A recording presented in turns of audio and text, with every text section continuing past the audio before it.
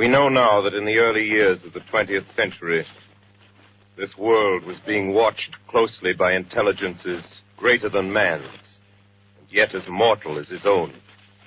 We know now that as human beings busied themselves about their various concerns, they were scrutinized and studied, perhaps almost as narrowly as a man with a microscope might scrutinize the transient creatures that swarm and multiply in a drop of water. With infinite complacence, people went to and fro over the earth about their little affairs, serene in the assurance of their dominion over this small, spinning fragment of solar driftwood, which by chance or design, man has inherited out of the dark mystery of time and space.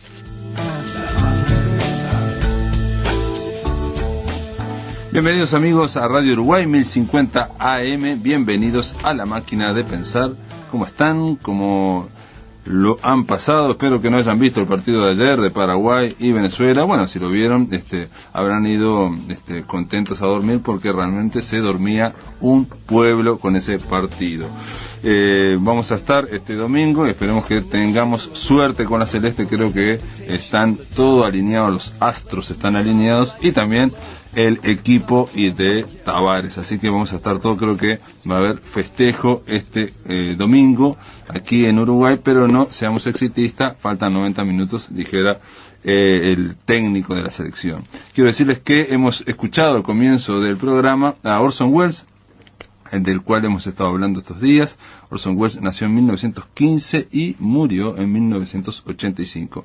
Esto es una grabación sobre el teatro de el Mercurio, el Mercury Theater, bajo el sello de CBS, donde se habla de la Guerra de los Mundos. Ustedes saben, la novela de ciencia ficción que adaptó H.G. Wells, que adaptó este hombre Orson Welles, y que saltó a la fama. Se ha dicho de Orson Welles que iba saltando de medio en medio de expresión, iba dominándolo, iba saltando a el superior, digamos, en cuanto a popularidad. Quiero decirles, amigos, que tenemos a Jorge Pose en controles y al flaco Germán lo tenemos en la puesta a punto en la producción.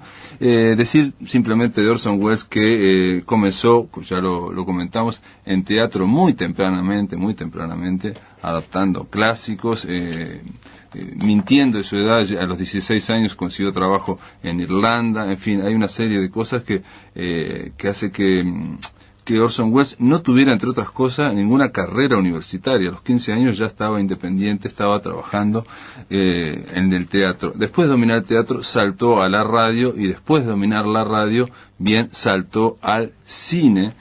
Obviamente iba conquistando cada medio y lo iba acumulando, iba haciendo, no abandonó el teatro mientras hacía radio y no abandonó la radio mientras hacía cine. Después, posteriormente sí, cuando se dio la debacle de los problemas que tuvo con la segunda película, con los magníficos Amberson, ahí empezó la estrella de Orson Welles, empezó a decaer. Hay que decir que Orson Welles, esto no lo hemos dicho, era alguien muy vinculado a la política, alguien muy comprometido con la causa de los demócratas, en concreto con Roosevelt, y parte de ese fracaso que tuvo con la segunda película, o sea, tuvo su primera, El Ciudadano, que ustedes ya saben, hemos hablado in extenso de esa película, que tuvo grandes problemas, estuvo a punto de ser censurado y de ser quemado, todo el celuloide. No hubiéramos visto nunca esa película, que a la postre resultó ser una de las 10 mejores de todas las listas de todos los críticos en todo el mundo, desde que se creó, desde el año 41 hasta la fecha. Bueno, cuando hizo la segunda película, el segundo proyecto, que era, según él, el que lo estabilizaría en Hollywood, ahí se vino la debacle, ¿no? The Magnificent Ambersons es una novela de Tarkington, que adaptó Welles, que refleja la vida de una familia norteamericana a principios del siglo XX, y básicamente refleja también la transición de una sociedad, digamos, victoriana, decimonónica, a el capitalismo puro y duro del siglo XX. El montaje final de Welles fue alterado por la productora RKO hasta el punto que el cineasta dijo que habían arruinado su obra. Ahora, ¿por qué Orson Welles no defendió el montaje de su segunda película, más allá de que obviamente hubo presiones y todo esto? era porque abandonó en la mitad del montaje, abandonó Hollywood, abandonó Estados Unidos para vincularse con un programa de ayuda a Latinoamérica, aunque parezca mentira, a Latinoamérica, un acercamiento de Roosevelt, de Estados Unidos, a la América Latina. Para eso, Orson Welles lo que hizo fue encarar documentales que acercaran, digamos, a los pueblos de Estados Unidos y América Latina, y un documental que se llamó It's All True, todo esto es verdad, que fue también aparentemente fracasó en Brasil, porque lo vino a filmar a Brasil. La idea era filmar un documental en Brasil, otro en Paraguay, en distintos países, y hubo un accidente también ahí en la filmación, y murió un extra brasilero, se ahogó, y también fue eso, hizo ahogar la propia documental. Todo esto para decirles que este hombre estaba haciendo siempre muchísimos proyectos.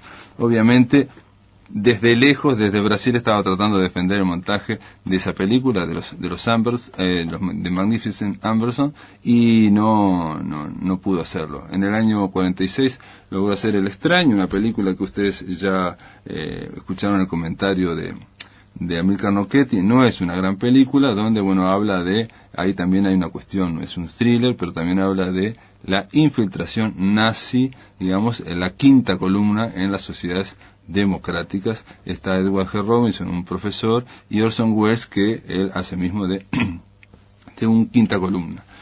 Finalmente, una película de la cual no hablamos aquí, no hablamos en La máquina de pensar, pero quizás una de las grandes películas de Orson Welles, es La dama de Shanghái, que tiene una apariencia de thriller, dice acá, y es cierto, y es similar en varios aspectos al film Vértigo de Hitchcock. La ciudad de San Francisco, California, el teñido, Rita Hayworth Orson Welles tiñó a su mujer, a Rita Hayworth, la tiñó de rubio, lo cual escandalizó a mucha gente, porque de alguna forma modificó la figura y el texto, lo que era la figura de Rita Hayworth como estrella de cine. La modificó para precisamente cambiarle la forma de actuación, de significación. En el caso de La dama de Shanghái, Rita Hayworth con un traje sastre gris trascendió los límites del género, y tiene un enrevesado argumento, dicen acá, es cierto, se convierte en una tela araña que atrapa no solo al espectador, sino al propio protagonista, ¿no? Como en la serie negra, el protagonista sabe que está siendo atrapado por la mujer fatal, en este caso Rita Hayworth, pero no puede evitarlo. Él va con una gran lucidez, y esto es algo que, si bien se ha dado en la serie negra, está muy bien hecho en La dama de Shanghái. Orson Welles, de nuevo, es el protagonista, es alguien que en su vida anterior luchó en la guerra civil a favor de los republicanos, el personaje, y es atrapado por la telaraña de la atracción fatal, vaya el título, de Rita Hayworth. Esa telaraña, ese laberinto, culmina en la escena final, en el clímax de la película, una escena famosísima en la cual Orson Welles y Rita Hayworth se buscan entre una galería de espejos que los reproducen al infinito. Se da no solamente una escena de amor-odio, sino que también se da, obviamente, una muerte. Y tiene que ver, esa galería de espejos reproducidos al infinito, ha sido levantada o homenajeada por muchos directores. Aquí se habló de Woody Allen y se habló de Misterioso asesinato en Manhattan, que también culmina así, con una persecución, digamos, donde está Woody Allen con el malo, y están en un cine donde se está proyectando precisamente la última escena de La dama de Shanghái, y bueno, ellos están detrás de la pantalla, detrás del lienzo, y se ven todos esos espejos, y en esos espejos que se proyectan hay una muerte. Pero hay otra película, recordé ahora, una película española, se llama Intruso, que también, incluso el afiche y todo de Vicente Aranda, era precisamente una pareja besándose en medio de esa galería de espejos. algo que, bueno, que tiene algo también de borgiano, ¿no? El tema de la fascinación por los espejos y la multiplicidad de imágenes. Ustedes también lo saben, ayer estuvimos conversando estamos conversando con Álvaro Vuela de Mr. Arkadin. Es una película que desgraciadamente no pudimos hablar al aire con Álvaro Vuela, con el cineasta, porque me dijo algo asombroso. Me dijo que Mr. Arkadin, o Confidential Report, así se llamó, o Raíces en el Fango, también se llamó, es una película que tiene muchos nombres, y me dijo que para él era la mejor de Woody Allen, la que más le gustaba, y yo le comenté que, bueno, cuando yo la vi no me había impactado tanto la realización. Sí me había impactado, y sí lo dijimos acá, lo comentamos, el argumento, que me parece extraordinario. Me parece un argumento casi comparable al de Edipo Rey, en este sentido. Es un potentado, creo que lo comenté acá, es un potentado. Arkadin es alguien corrupto, es una especie de millonario griego, creo que está vinculado con el tráfico de armas. En realidad creo que es georgiano. Entonces Arkadin tiene que ver con Stalin, es georgiano, y bueno, es alguien muy corrupto que tiene que hacer un gran negocio, una fusión empresarial o algo así, y tiene miedo que lo chantajeen. Para eso contrata a un detective, y ese detective de alguna forma es conducido también a otra nueva telaraña, a otra nueva galería de espejos. La función de ese detective, ¿cuál es? Le dice: investigue usted mi vida, le dice Arkadin, que está interpretado por el propio Orson Welles, ¿no? Siempre con tipos poderosos, como en el caso de Citizen Kane también, de Charles Foster Kane. En este caso es Arkadin, gente con mucho poder, muy millonarios, y le dice: busque en mi pasado, revise todo mi pasado para ver dónde hay hilachas, dónde hay cabos sueltos, dónde se me puede chantajear. Entonces este detective empieza a investigar el pasado y se va involucrando en el pasado, no solo de Arkadin, sino de Europa, de la mafia, de los mercaderes de armamento, y va descubriendo muchos cabos sueltos, muchas corrupciones, muchas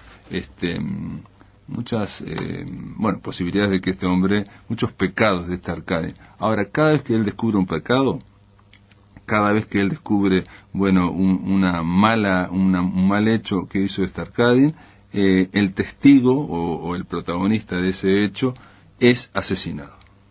Entonces, a la mitad de la película nos damos cuenta que lo que lo mandaron es a investigar el pasado, pero en realidad para limpiarlo.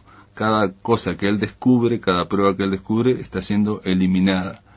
Para el final obviamente va a ser eliminado el que está descubriendo todo, que es el propio detective, con lo cual el detective está viajando hacia el pasado y se está metiendo en esa telaraña, en ese laberinto, en el cual él también va a ser eliminado, y se da cuenta, es consciente de esto una vez más, de este laberinto en que lo metió este hombre poderoso, Arkadin, que también tiene esas contradicciones que tienen, los rusos. Él ama a su hija, y pasa una serie de cosas, de excesos que hacen que no lo voy a contar. Vine a la película Confidential Report, creo que vale la pena, pero que se resintió el argumento porque había muchas, por la forma en que estuvo filmada, con muchas, por poca plata, en distintos lugares. Ya ahí estuvo filmada en España, en distintos lugares, y se notaba. Después estaba, obviamente, Touch of Evil, en la película, ya lo hablamos, Sé de Mal, hablamos in extenso ayer con el Fito Santulo, que estuvo aquí,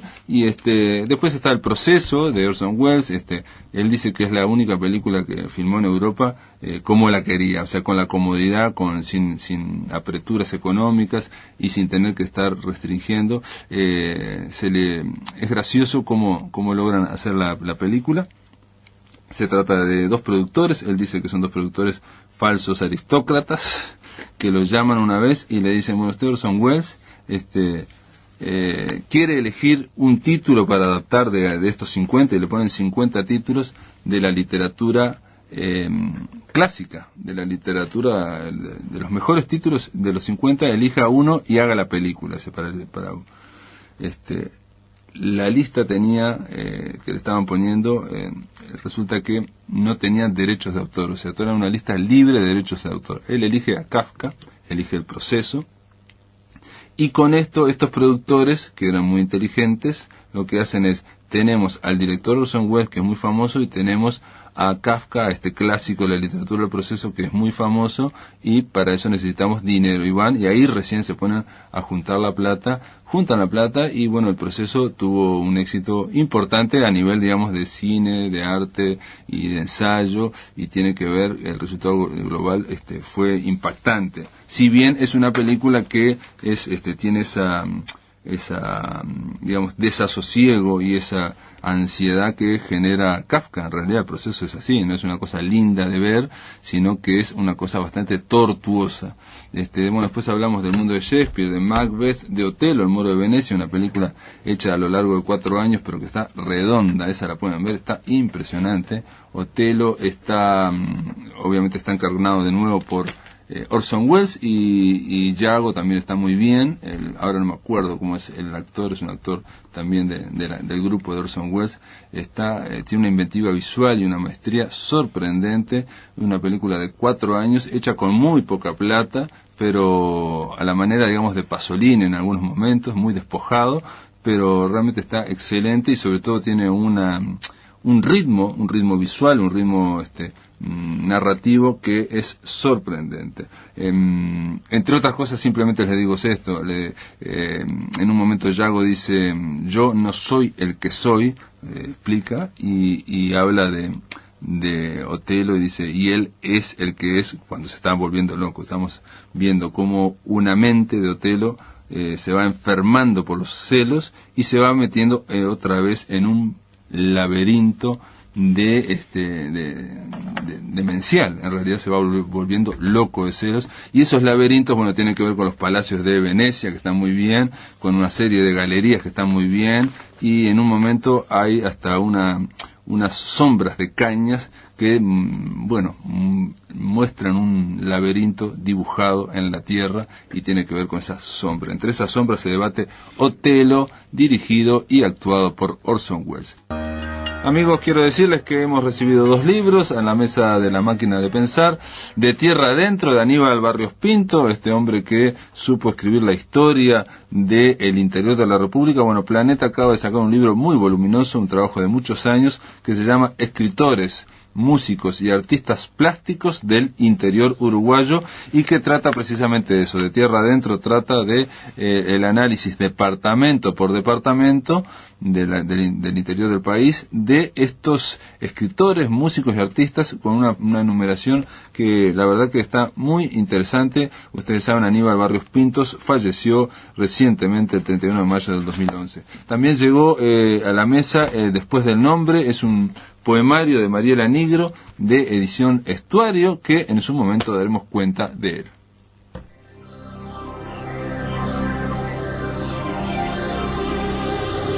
A un clic del Aleph.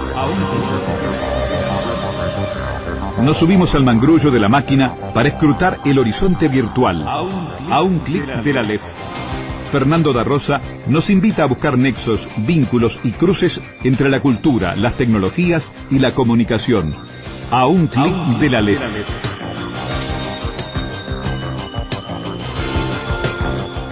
A un clic del Aleph, ustedes lo saben, es el espacio en el que Fernando da Rosa nos habla sobre los cruces entre tecnología, comunicación y cultura. En este caso vamos a tener que aplicar la tecnología para hablar con él. ¿Cómo andás, Fernando? ¿Cómo andás? Un gusto. Vos sabés que justamente estamos trabajando también el tema de la cultura y de la tecnología en este momento, porque estoy en el Fotoclub Uruguayo. Teníamos una reunión acá, estamos organizando unas charlas sobre el tema de las panorámicas y de los panoramas de 360 grados y demás, y hablando también del tema de la memoria, ¿no?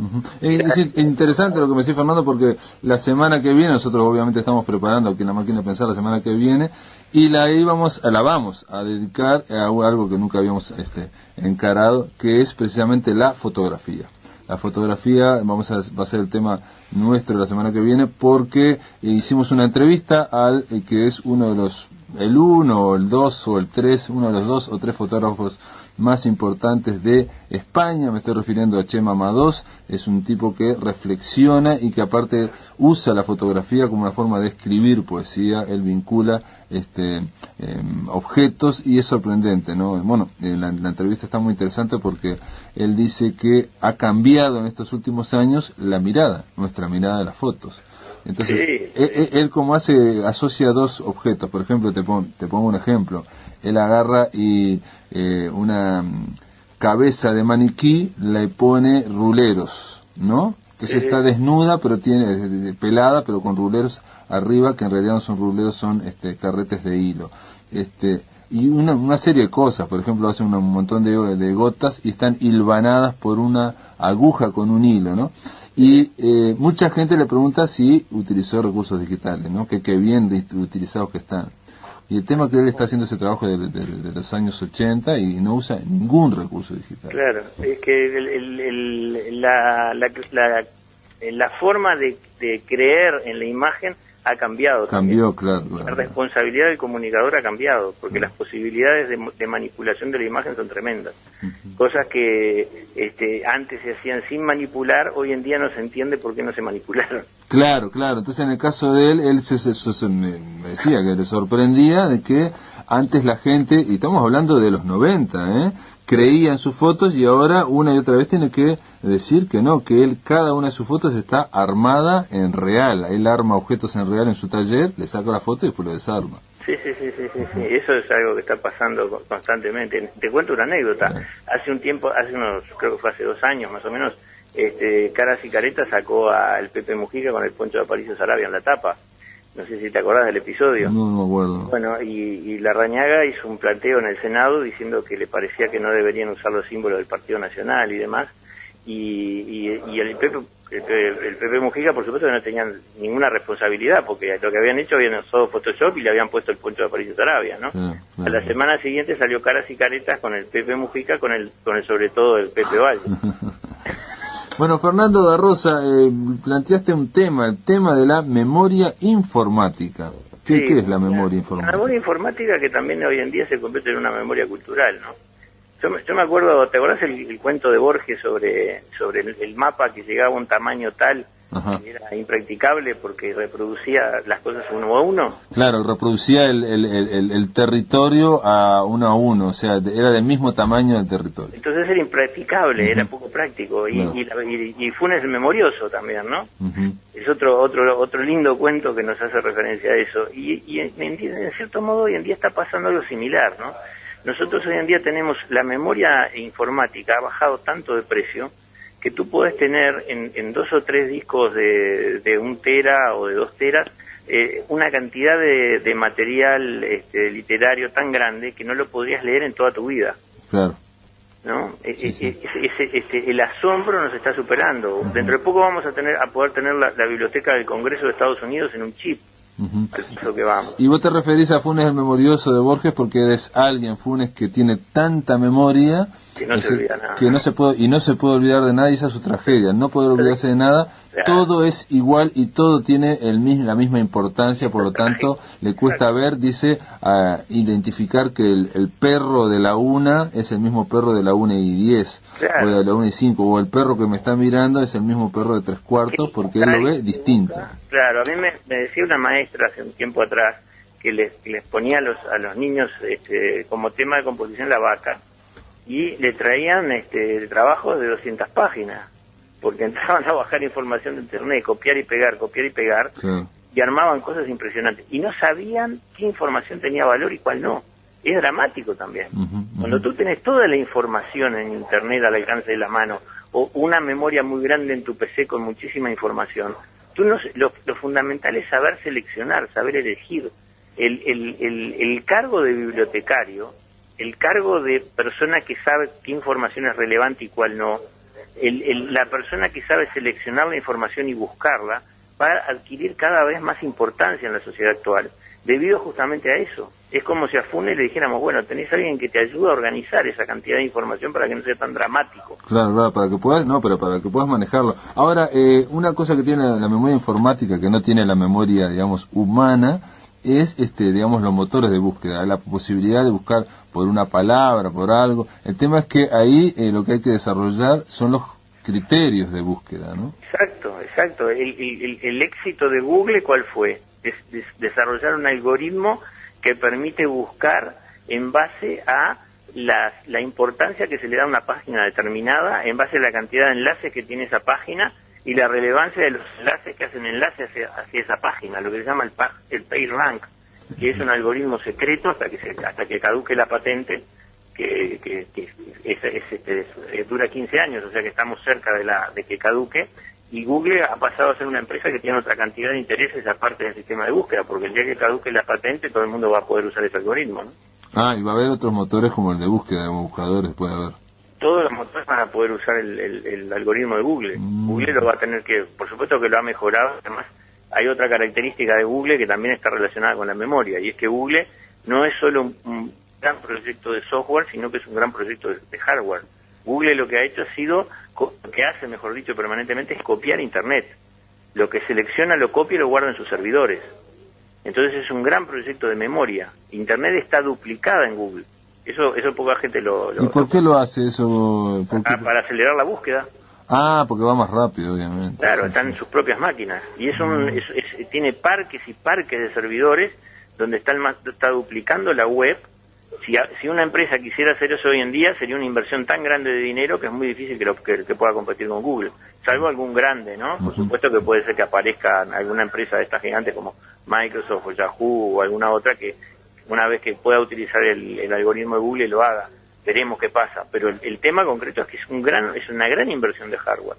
Hay muchísimas máquinas, muchísimos parques de máquinas interconectadas permanentemente guardando la web en sus servidores. Y por eso además tienen un caché, que ese es otro de los temas. La memoria caché de Google, cuando la página cae, la página original, Google la sigue teniendo almacenada en el caché.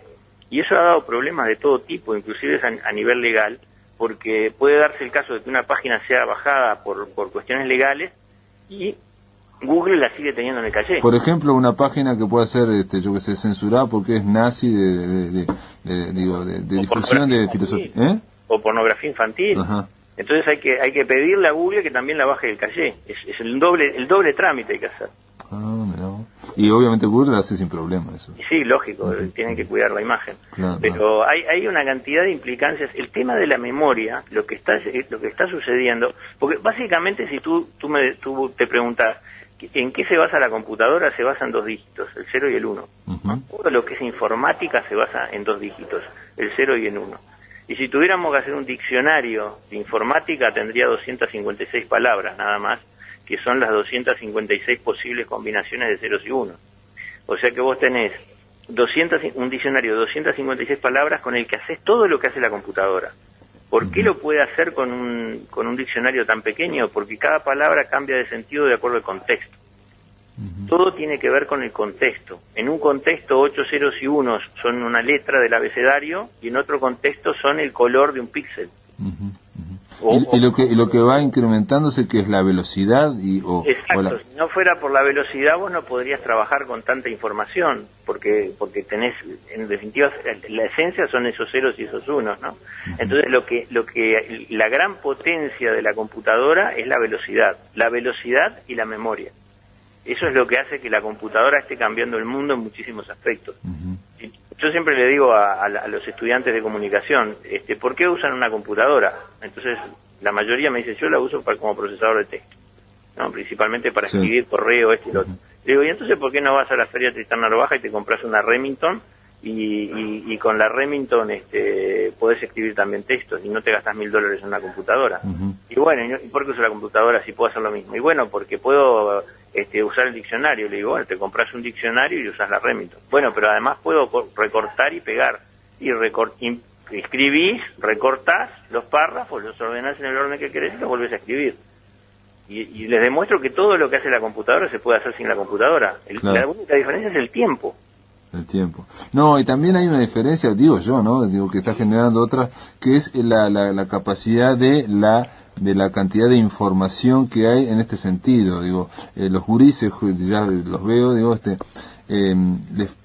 pasa algo, le falta algo. Por ejemplo, alguien quiere aprender a tocar guitarra y no se le ocurre ir a un profesor de guitarra, sino que va a YouTube y bueno, hay clases de guitarra y ahí se baja un programita. O alguien, por ejemplo, me pasó a mí, se me salió la cadena de la motosierra. Vas a YouTube y te explican cómo se pone la cadena de la motosierra.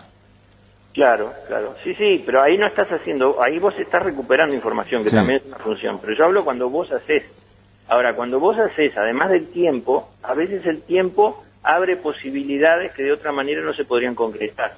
Por ejemplo, para calcular la posición de la Luna dentro de un año para mandar una nave espacial a la Luna, vos necesitas hacer cálculos matemáticos que a mano te llevan 16 años, según la NASA. Claro. Con una computadora lo haces en segundos. Entonces, esa velocidad abre posibilidades que de otra manera no serían factibles. O sea, no es solo que ahorras tiempo, sino que en algunos ámbitos te abre posibilidades que de otra manera no existirían. Claro.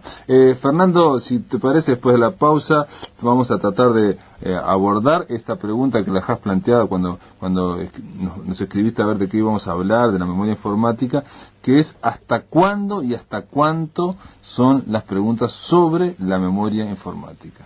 Ok. Bueno, pero aquí estamos hablando con Fernando da Rosa y Fernando había quedado planteado un tema, el tema de la memoria informática, que experimenta un aumento constante. Bueno, la pregunta es ¿hasta cuándo y hasta cuánto? ¿Cómo es eso, Fernando? El tema es el siguiente, la capacidad de almacenamiento de transistores, digamos, de los microprocesadores de las computadoras, es algo que se está duplicando cada 18 meses desde el año 65 más o menos, según la ley de Moore, que era un ingeniero de Intel. Eso en cuanto a los procesadores. En cuanto a las memorias, la cosa va aún más rápido. O sea que no se puede predecir hasta qué punto se va a llegar en cuanto a la capacidad de almacenamiento. Porque la tecnología se está desarrollando, se está hablando, por ejemplo, de lo que se llama memorias de burbuja. Hay determinados materiales que sometidos a determinadas tensiones eléctricas generan polos, digamos, que pueden ser cargados en forma positiva o negativa dentro de la estructura del material, y eso habla de que se habla de que se va a poder multiplicar por mucho y con mucho menos consumo, además de energía, el mantenimiento de la memoria, ¿no? Porque ahí digo, más allá, es una cuestión muy técnica, pero en el fondo de todo esto siempre hay el tema es que la informática va creciendo a una forma constante y aparte multiplicándose a sí misma, ¿no? Como bien explicaste vos. Y ahí hay una especie como de límite físico. Llega un momento que físicamente no puede duplicarse y duplicarse y duplicarse, claro, porque a veces cada duplicación es muchísimo, ¿no? Es una progresión geométrica. Exacto, es una progresión geométrica. Y se está planteando desde hace mucho que esa duplicación se va a cortar. Aparentemente la industria quiere que esa profecía se cumpla porque se esfuerza para cada 18 meses para lograr que eso siga pasando. Ahora lo que están haciendo, como llegó un momento que aparentemente desde el punto de vista físico en un mismo núcleo no se podían poner más, lo que hacen es agregar núcleos. Entonces ya tenemos procesadores de 8 núcleos, ¿no? Y de 16 núcleos, y veremos qué camino toma la cosa, pero hasta ahora, vos fíjate que estamos hablando del año 65, y estamos en el 2011, y se ha mantenido. El día que no se mantenga va a ser noticia, va a ser una gran noticia, porque se va a plantear, bueno, se llegó al límite.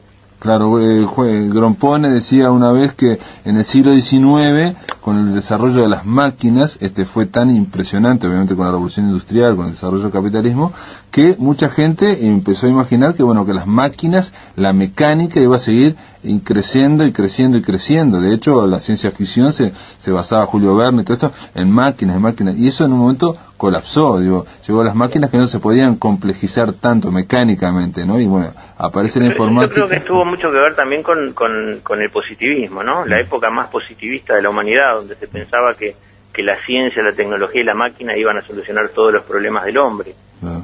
Hoy en día estamos en otra etapa, ¿no? Yo creo que cayó en bastante descreimiento toda esa etapa más mecanicista, pero si se quisiera, yo creo que se podría dar el tema del desarrollo a nivel de máquinas. De hecho, se están desarrollando máquinas en el sentido contrario ahora, cada vez más pequeñas. Y eso implica, y eso en gran medida se debe gracias a la informática. pero el desarrollo de máquinas tan pequeñas tiene implicancias tremendas en muchos órdenes de la vida. Por ejemplo, se están construyendo motores de medidas nanométricas. Que vos tengas un motor que pueda actuar a una medida que es prácticamente microscópica, implica que vos vas a poder crear, por ejemplo, telas que van a poder cambiar sus propiedades de acuerdo al estado del tiempo, porque se van a mover determinados paneles con esos motores. Se han creado laboratorios también casi microscópicos que tienen implicancias tremendas en el caso, por ejemplo, de los pacientes diabéticos. O sea, hay una gama tremenda de desarrollo que está teniendo la tecnología en esos planos, que está muy relacionado con la informática, no tanto con la memoria, sino con el diseño, ¿no? A través del uso de la computadora. Y la memoria, digo, lo que tiene, bueno, está, digamos, ¿hasta cuándo sería el tema del el límite físico, digamos, si se va a encontrar o si se va a sortear? Digo, se va a llegar al límite físico, pero se descubre otra cosa. Claro, Grompone hablaba, por ejemplo, en un momento que podía haber un salto hacia lo que es la ingeniería genética, hacia otra cosa que no tiene nada que ver, pero bueno, siguiendo ese paralelo, ¿no? O sea que en un momento dominan las máquinas, en otro momento domina la informática y en otro momento la ingeniería genética, en fin, eso es futurología. Pero en este caso nuestro, en este caso ahora que estamos en el 2011, la pregunta sería ¿hasta cuánto de memoria informática podemos usar también, ¿no? O sea, la humanidad... Yo creo que en este momento no se puede dar una respuesta porque, ya te digo, el desarrollo sigue creciendo y la avidez por memoria sigue creciendo. Yo en el año 86, 87 me compré un disco de 1 giga. Y 90 y pico. Me compré un disco de 1 giga y dije, 1 giga, ¿para qué quiero más? Claro. Y hoy en día un pendrive trae 32 gigas. Sí. ¿Entendés? Y era un disco enorme. El primer disco duro que tuve tenía 10 megas, era un disco de IBM que me salió $1000 y tenía un 10 megas de capacidad de memoria. Hoy en día es absurdo. Es absurdo, sí. Pero una pregunta... La calidad, por ejemplo, en el tema de la fotografía, la calidad de las imágenes ha aumentado tanto, las cámaras tienen tanta definición que necesitas muchísima memoria para poderlas almacenar. El video en HD consume cantidades de memoria asombrosas. Entonces eso hace que aumente la demanda por memoria. Y Fernando, eso no implica, por ejemplo, las cámaras de sacar fotos digitales, ¿no? Que son sacan fotos cada vez más pesadas, o sea, con más memoria, se usa más memoria porque son cada vez más pesadas, con más información. ¿Eso no enlentece, por ejemplo, el tráfico de Internet? Claro, pero Internet también aumenta su velocidad. Acordate cuando nosotros empezábamos a usar Internet con modem de 1200 baudios. Y hoy en día tenés una velocidad muchísimo mayor. Yo cuando empecé a usar Internet fue con las famosas BBS. Me acuerdo que se llamaba CompuServe, la primera BBS que hubo acá, que eran tablones de anuncios. Lo único que se mandaba era texto. En aquella época me acuerdo que tenía una discusión con unos amigos y les decía, miren que dentro de poco vamos a poder mandar fotos. Eres un visionario.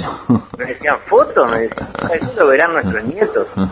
Ya estamos mandando videos. Claro, pero el ejemplo que te quería poner, por eso que estamos hablando de esto, es un caso de que se desarrolla capacidad de memoria, se desarrolla capacidad de información, las fotos son cada vez más nítidas, son cada vez más pesadas, pero en la práctica pueden ir en contra, digamos, de transportar esas fotos y de enlentecer el ritmo de Internet. Porque digo, no solamente hablando de las fotos, en general, si todo el mundo usa más sin memoria, todo el mundo manda cosas más pesadas, todo el mundo se va enlenteciendo. Entiendo, hay un desarrollo desigual entre la capacidad de almacenamiento y de memoria en el PC y la velocidad de tráfico de Internet. Pero eso es algo que se va acomodando con el tiempo, ¿no? O sea, ha aumentado muchísimo la velocidad de Internet con relación a la que teníamos antes. Y Uruguay además no es un gran ejemplo en ese sentido, porque si bien nosotros tenemos muy bien distribuida la conectividad, somos uno de los países del mundo que tiene mejor distribuida la conectividad, somos de los que tiene las velocidades altas más bajas. ¿Qué quiere decir eso, Fernando? Por ejemplo, tú en Estados Unidos tenés velocidades de transferencia muchísimo mayores de las que tenés en Uruguay. No todo el mundo tiene tanta internet como en Uruguay, pero tienen velocidades más altas para transmitir. Entonces, si nosotros lo analizamos con relación a nuestro país, podemos decir sí, que es difícil mandar un video en HD de una máquina a la otra. Claro. O mandar una película. o mandar una película, pero en otros países que tienen velocidades 10 veces superiores a las nuestras, ni hablar Japón, por ejemplo, ven un video en HD por internet como si sin ningún problema, en tiempo real, ¿no?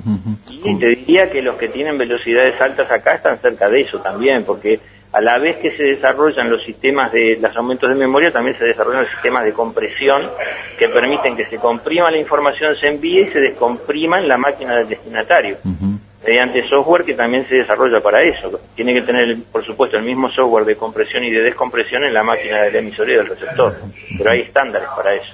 O sea que unido el tema de la compresión con el tema del aumento de la memoria y el aumento de la velocidad, se empieza a conjugar, digamos, la posibilidad de lograr esa transmisión alta de información.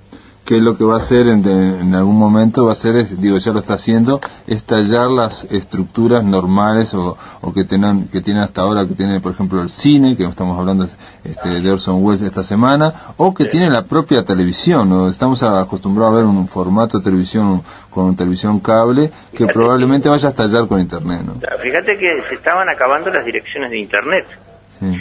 Nosotros estábamos usando un protocolo de internet que daba una X cantidad de direcciones, se llamaba protocolo IPv4, y hubo que abrir el juego a un protocolo nuevo de internet, que justamente en este momento se están produciendo los cambios para migrar del IPv4 al IPv6, se salteó por encima del IPv5, y ya hay algunos centros en Uruguay que están usando IPv6, como Ciencias de la Comunicación de la UDELAR, por ejemplo, ya pasó a IPv6, y algunos otros centros que ya están haciendo la migración, que permite que haya muchísimas más direcciones de internet, porque se estaban agotando las direcciones.